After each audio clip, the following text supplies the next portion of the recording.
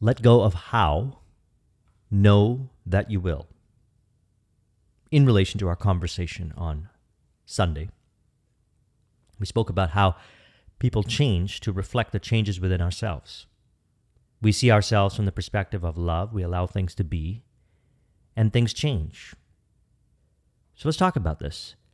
Letting go of the how, knowing that you will. A person has a goal, a vision, a definite chief aim, and they commit to it. And in that moment, they recognize that they are actually on the journey to realizing the vision. One of the opportunities that we have is to actually maintain that way of being. It's very flow-based, peace-based, loving-based, in which a person understands some of the aspects that was discussed in one of my favorite books, a tiny little book called U Squared by Price Pritchett. He says, quit trying harder, think beyond what common sense would allow, make your move before you're ready, and look inside for opportunity. Now, one of the things that I like to do is, if for whatever the reason may be, I identify with mental chatter or overthinking, I just pick up a copy of this book and I just read it. And right away, I'm able to let go of those thinking patterns. Recognizing when I look back at my life, a lot of the different theaters or stories that played out to help me realize my goals or visions were unconventional, were not a result of trying harder, but rather allowing things to be. I remember in 2016, I was involved with a consulting project. I was getting to a point where it was taking up, you could say, too much of my time. And I needed to be more leveraged with my time. But I felt that I was caught up in the activities, the day-to-day activities. Something inside of me said, go for a walk, and that's what I did. I went for a walk. And right then and there, I had an idea to get in contact with someone, to bring them into the project, in which when I brought this individual into the project, everything changed. Within a few days later, literally, I was freed of a lot of responsibilities so I could focus on more higher leverage initiatives in relation to the project. The other individual genuinely wanted to be there. And maybe for a week or so, I was overthinking it. I was identified with the mental chatter, and I was trying harder. I was identified with a state of mind which would be something where we would think overly logical based on limited perspectives. I wasn't allowing myself to think beyond the mental chatter, find the true and accurate thinking within myself in relation to that particular initiative. And by simply going for a walk, as simple as it sounds, I actually connected with the moment and found myself in a deep inner peace. And then all of a sudden, an idea showed up. Now that idea allowed me to transcend the time and space and produce the results. That was one of the stories that I reflected upon when I was in Playa del Carmen in 2017. Many of you know that story. When I decided to make flow a priority. And so I want to add this discussion actually to our Flow series. If you haven't watched the Flow series, I'll put a link in the description to the Flow series. I recommend watching it. 2017, I look back at my life and I asked myself the question, when was I the most effective? Also, when was I having the most fun? When was I the most creative? Where I really enjoyed what I was doing. It was in the moments while I was in flow. I was working with my imagination a lot more. I was aligning with the innovation in my imagination as fact, as we were discussing this in the series of videos last week. Automatically so. And as a result of it, having this internal peace, allowing myself to be, I let go of unnecessary complexity as far as thinking patterns go. which seem to have created unnecessary resistance rather than letting go and allowing things to be. Now, some of you might have read the Edinburgh lectures on mental science. I want to discuss this. He says form implies extension in space and also limitation within certain boundaries. Thought implies neither. When, therefore, we think of life as existing in any particular form, we associate it with the idea of extension in space, so that an elephant may be said to consist of a vastly larger amount of living substance than a mouse. But if we think of life as the fact of livingness, we do not associate it with any idea of extension, and we at once realize that the mouse is quite as much alive as the elephant, notwithstanding the difference in size. The important point of this distinction is that if we can conceive of anything as entirely devoid of the element of extension in space, it must be present in its entire totality anywhere and everywhere, that is to say, at every point of space simultaneously. So I want to relate this over to my story. When I released from the overthinking mental chatter, and I believe all minds are connected via the subconscious mind. We can relate this over to the superconscious, in which we discussed this. I'll put a link in the description to that video recently. So what I believe occurred was the message was received by the subconscious mind and sent over to the individual, which was in harmony with their goals. Some way, somehow, I also got the idea, because I believe they were thinking the same thing at the same time, as we were talking about this on Sunday's video.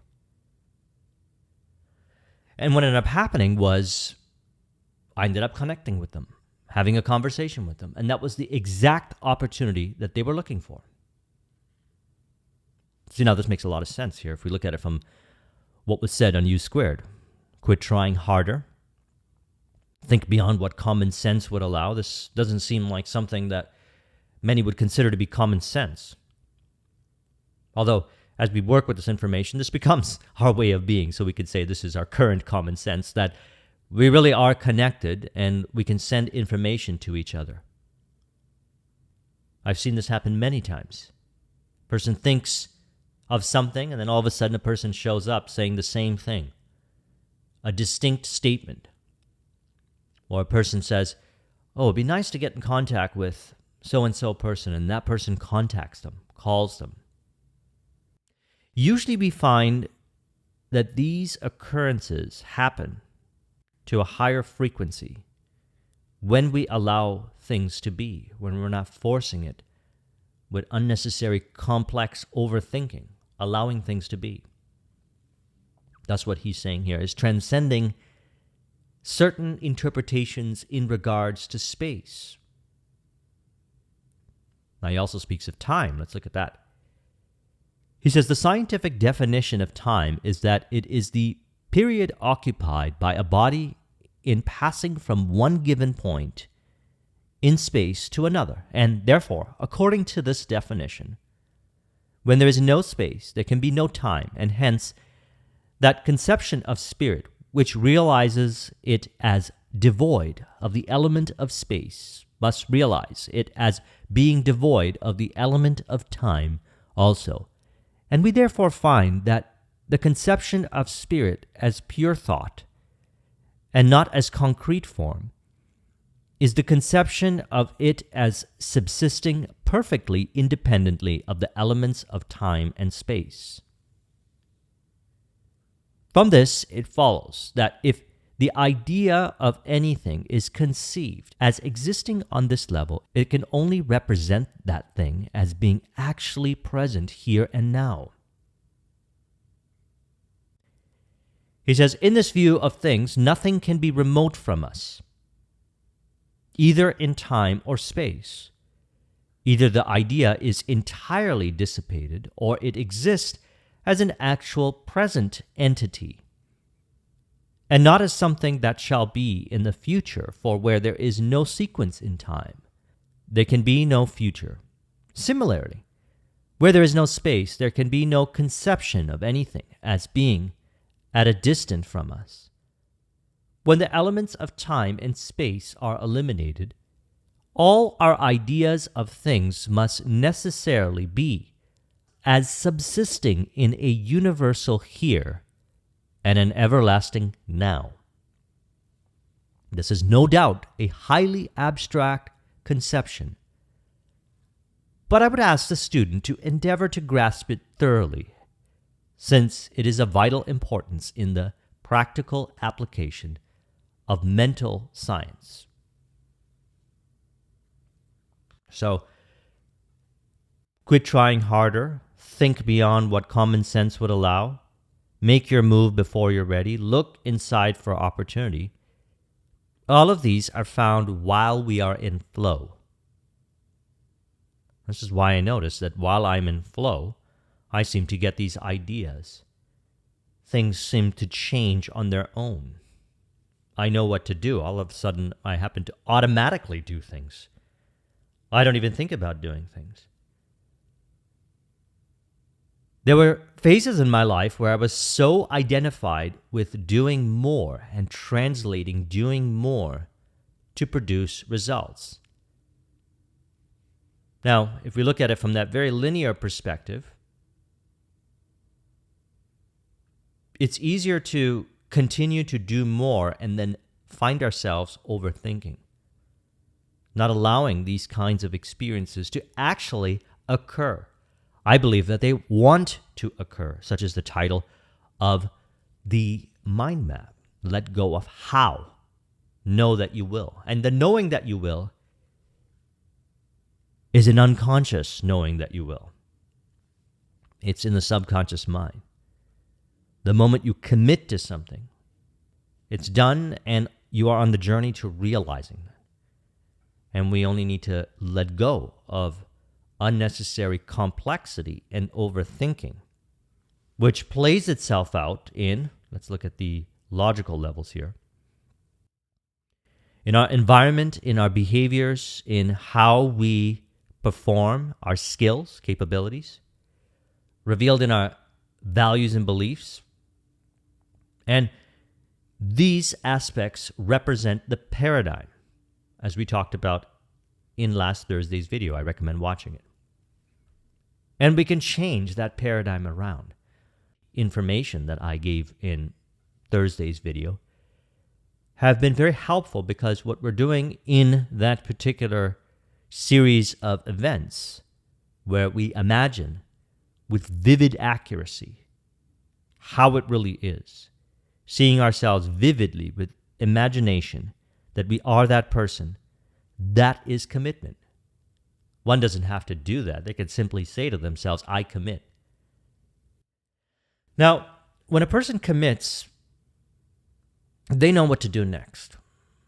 Now, I've had many conversations, thousands of conversations. As many of you know, I love having conversations. And one of the things I love to do when it comes to conversations is to form some understandings, look at some reference experience, cross-reference between all the conversations I have, and find patterns that translates how a person thinks and where they are in life, and how I relate to those thinking patterns, recognizing that the source is within myself. Now, as I find these thinking patterns, commonalities that I find is that the person did not know how they were going to get to the destination. They may have had some idea. And if they seem to be spinning their wheels and having a lot of stress and frustration in their life, then those are behaviors, environmental conditions, and the way they go about their capabilities, which spawn from their thinking patterns. And so then they can benefit from maintaining the flow, being in flow. What is the flow? Well, we talked about this in detail in the flow series. I recommend watching this. But in regards, we could say a person has a goal. That goal has been confirmed to be the way it is in the subconscious mind. Now, the journey is seen as related feedback in relation to the goal. If there's unnecessary reactivity, tension, frustration, overthinking. And so, the way to transcend past that is to pick a task or project, whatever that next step is, because I've had, as mentioned, many conversations, and I find that people always know what they need to do next. They might not know all the steps to get to the destination, but they do know what they need to do next. And it could be something that is outside of what they think that they should do, such as go for a walk. Intuitive nudge. That's why I recommend building this relationship with your subconscious mind and intuition, because you'll receive the answers within. As he had stated in there, look inside for opportunity. Because what we're looking to do is transcend time and space. And we know we've done this successfully when we encounter an opportunity, such as the one that I had shared earlier, that seems to produce the result without working harder. As mentioned in the entrepreneurial journey, we could delegate, automate, eliminate, optimize in part or in whole or in combination, anything. A lot of times when a person is caught up with overthinking, they're not thinking accurately like this, or more specifically put, in relation to allowing themselves to receive the idea, the accurate thinking pattern within that will allow them to achieve the result faster by letting go of unnecessary complexity-based thinking, by simply making flow a priority. So pick a task, a project, whatever it is, even something as simple as going for a walk. And just be lighthearted. That's the second thing. If it's a task or project, you focus on it, but you do it from the perspective of lighthearted, as we relate this over to our Neville Goddard conversation, which we had, I believe it was about a month or two ago. Thinking feelingly. We want that fusion. Now, this happens a lot of times where there's an ideal ratio of challenge and skill.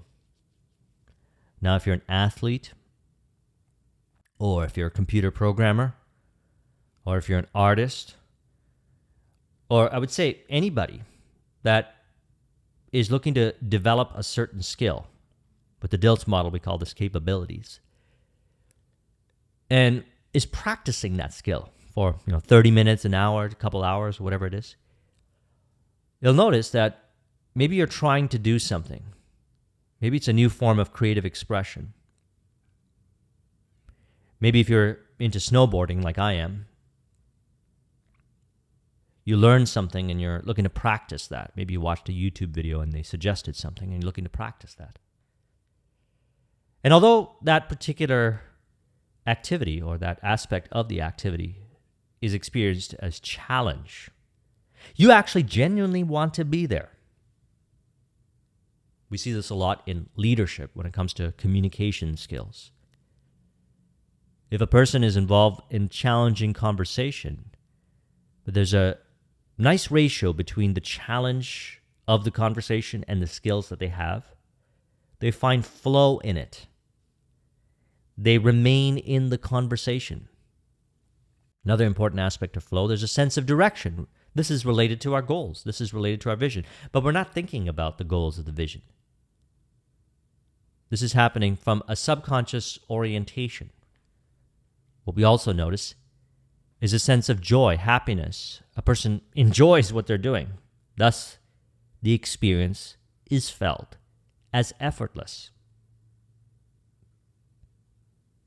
Now, during that experience, a lot of times we'll see an altered perception of time and space. You'll notice this. Things seem to move in slow motion when you're an athlete. Or you may notice that time seems to go by really fast. Maybe you're having a conversation with someone, and it's a flow-based conversation. Creative ideas are brought to the surface. Insights and perspectives are brought to the surface in that conversation. Seemed like it went by in 4 or 5 minutes. But really, you might have been talking for hours. Or you might have been talking for a few minutes, and it felt like the conversation was so deep.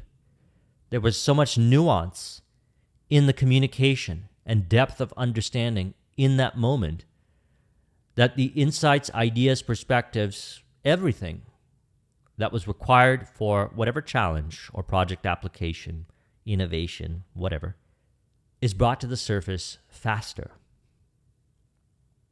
And sometimes, you might even notice this, you might not even use words in the conversation. You show up in the presence of another person, and all of a sudden, you got it.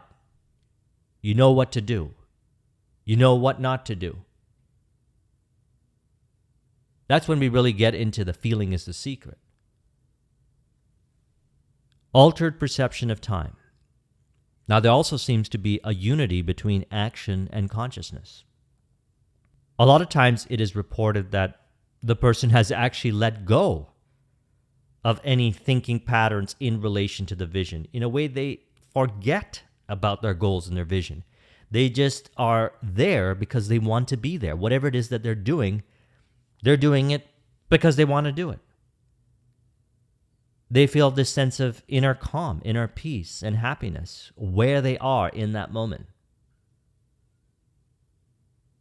Interesting when I see individuals like this, and I say, how does this relate to your goal? They usually reply with something like, yeah, some way, somehow, this is going to help me get my goal. It's going to lead me to the end. Or, yeah, it's going to work out.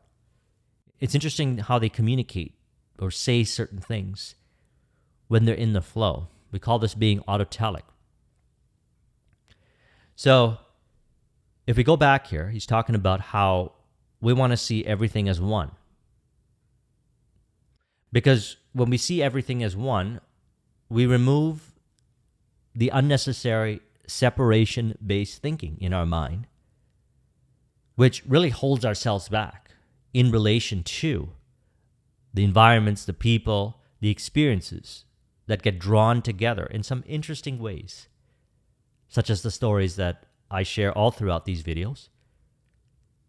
And I realized that within myself, it was because by maintaining that flow, I was actually letting go of these kinds of thinking patterns that created unnecessary complexity, or we can say separation-based thinking in the mind, creating more harmony-based thinking.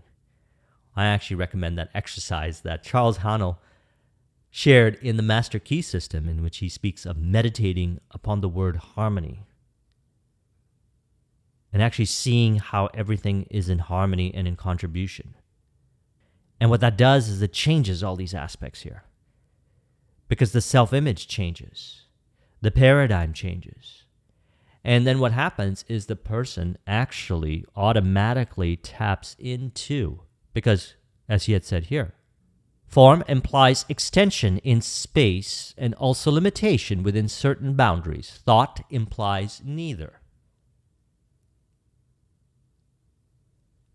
So we can benefit then from encouraging these kinds of thinking patterns that are being discussed here. And we find that these thinking patterns are automatically aligned to how it really is while we're in flow, which is why I always suggest making flow a priority. Now, when I look back in 2017, I looked at all these experiences, as many of them as I could track back since I was a kid. And I found that commonality. And then I went out and started connecting with people, and they also found that commonality. I spoke with a whole bunch of entrepreneurs where they found that they were stuck in their business. They were overthinking, stressed out, things weren't moving. And all we did was have a conversation about their past experiences in life. And I said, when were you actually the most productive, effective, having the most fun? And we would bring it to the conclusion of flow. And then all of a sudden, they would be reminded of that particular experience, and they'd see the connections, and then they would get into the flow, and then things would change right then and there. Because if we go back to what we learned from U squared, they quit trying harder in that moment. They recognized while they were in the flow, they were able to achieve the results easier, faster than ever before. Now, this is something that I've noticed. If a person is very identified with, extremely identified with control or force-based ways of doing things, internal stress, frustration, and overthinking has been so much of a self-image or paradigm for an extended period of time. They could forget these things, and it would seem like none of these things make any sense, what's being discussed here. Now, I've had both experiences, stress-based way of doing things, flow-based way of doing things, and I recognize that both ways lead to the destination. I just picked the flow-based way because that's how I actually experience, experientially, beyond theory. This is not conjecture. Transcending time and space, such as that example. And there are many examples. Now, here's the interesting thing. As a result of working with this and the information that we've been discussing over the last videos, over the years, I noticed that this happens a lot more frequently. I notice that this happens automatically. So when he says make your move before you're ready, what you'll find is you'll actually automatically do something that you might have never done before. And somehow things will change as a result of it. Doesn't seem like you were trying to do this. Seemed like it happened automatically, and you found that opportunity within yourself, the hunch, the inspiration. So flow, the way we put this into practice, is to A, commit to flow, make flow a priority. Number 2, find flow in the different things that you do each day. Don't have to do this all the time. Make it a priority. Chances are there's tasks, projects, things that you do each day. Practice finding flow in those things. Watch the entire flow series. We'll get into lengthy discussion. And I can assure you that even in some of the most challenging areas where it could seem impossible, keyword is seem, impossible to find flow in, different tasks, projects, whatever you got to do in relation to your goals or vision, if you apply this information, you will be able to find it. And as you find it, you'll be able to maintain it. And as you maintain it, you will notice more ideas, hunches, inspirations show up. Things change in ways that you might not know how it changed, but they do. Certainly, you can connect the dots looking backwards and form conclusions. But we're essentially letting go of the how, and we're allowing the how to play out by just facilitating. We already know we're going to get to the destination. We're just facilitating the journey by making flow a priority. So again, what is the flow? It's a way that we feel. We feel at peace, with ease. We feel autotelic. Action and consciousness are one. Altered perception of time. Sense of direction. Things feel effortless. We enjoy the moment. We realize that everywhere we are on the day-to-day journey to realizing our vision is exactly where we need to be. And when I say need to be, we can segment that even further. It's actually where you automatically end up in relation to the goal. So when you reverse engineer, connect the dots looking backwards, you realize that you are actually in the right place at the right time. You'll realize this more so when you've had many reference experiences working with what is being suggested here. It becomes a way of being. Autotelic, interesting. I love this word because it implies that where you are is the goal in itself. You get to the destination, and the goal is happening real time. goals happening in the moment, unfolding to the destination goal. This is what I mean by, I say this a lot, value the journey and the destination and see them as one. A lot of times you'll also find you release from shame, self-condemnation, or thinking patterns that you're not good enough, that there's a problem with you. You'll find that you'll release from those thinking patterns real time in the moment. It's like those thinking patterns don't exist when you're in the flow. You'll also recognize that change happens automatically. External changes happen automatically, you could say, from the internal change of the state of mind of being in flow. You'll notice that you'll automatically do things. Sometimes you won't do things. Sometimes you won't do things and things will change. I've noticed this. As I maintain this flow, sometimes I feel this urge to just take the day off or go on vacation or go away for the weekend. And then all of a sudden, I'll receive some emails of some changes that occurred in the business as a result, in which maybe I would have thought that I had to dedicate 5, 6, 8 hours to work on it. I notice that those changes happen automatically. I'm allowing those changes to occur.